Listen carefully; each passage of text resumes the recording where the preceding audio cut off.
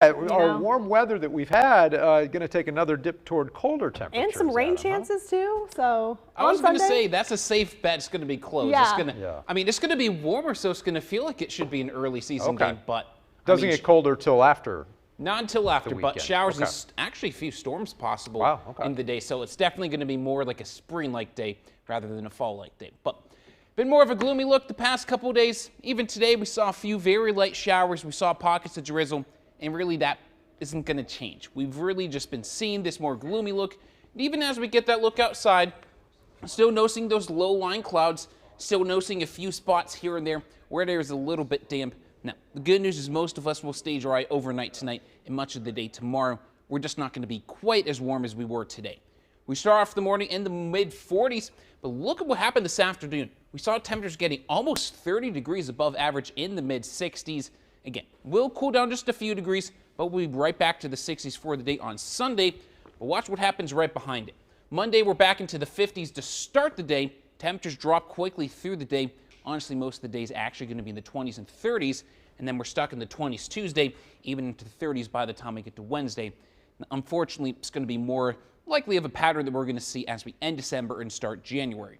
So January 1st through the 5th, we're going to see below normal temperatures across spots into the northern U.S., into the northeast. Now, I wouldn't be surprised to see the span of where we could see the coldest temperatures actually get pulled a little bit further south and kick back the above normal temperatures. So still likely going to see the return of cold, just going to be a matter of how cold does it get compared to how warm it's been recently.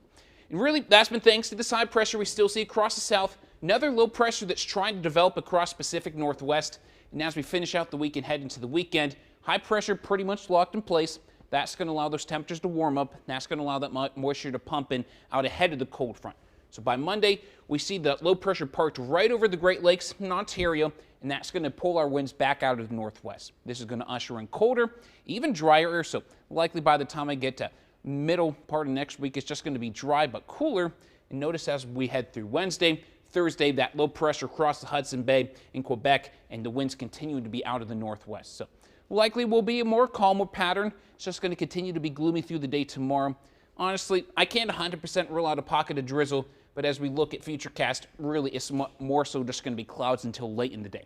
So by 9 p.m., still seeing a few of those showers off to the west, but during the overnight hours, we see a few of these isolated light showers try to build in, but by Sunday 6 a.m., we're starting to pick up a little bit more of these isolated scattered rain showers pretty much along and north of I-70, so spots like Columbus, Bloomington, Bedford could miss out from these showers in the morning, but through the afternoon, we see that coverage start to build, especially once we get past dinner time. So by 5 p.m., no steady showers along and north, but as we head towards 9 p.m., we'll have to watch as the cold front passes through for a few storms, even that potential for a few rumbles of thunder, some gusty winds and small hail possible with that as well.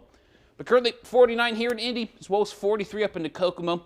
Still as warm though as 55 into Bloomington, and really through the night next couple hours, likely through midnight 1 a.m., temperatures will steadily decrease, but we should notice those temperatures overnight drop into the mid to low 40s, leaving us honestly not too bad for the day tomorrow. Just going to be a little bit more gloomy looking, and we'll be about 10 degrees cooler compared to where we were today. But Sunday, temperatures back into the 60s. Just will have to do with those scattered showers and storms throughout the day.